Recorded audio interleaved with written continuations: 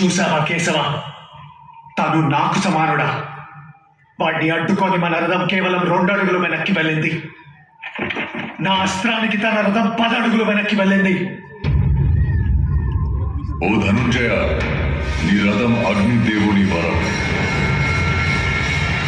కాపాడుతున్నది జెండాపై కపిరాజు. అంజని పుత్ర పవన సుతనామ, నడుపుతున్నది ముల్లోకాలు నడిపించే నేను. వందే విష్ణు భవభయహర. ఆయన 2 అడుగులు వెనక్కి తోసాడంటే ఆలోచించు అర్జున.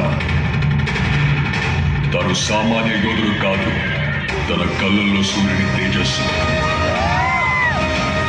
తన చేతిలో ఓటమి ఎరుగని విజయ ధనుస్సు.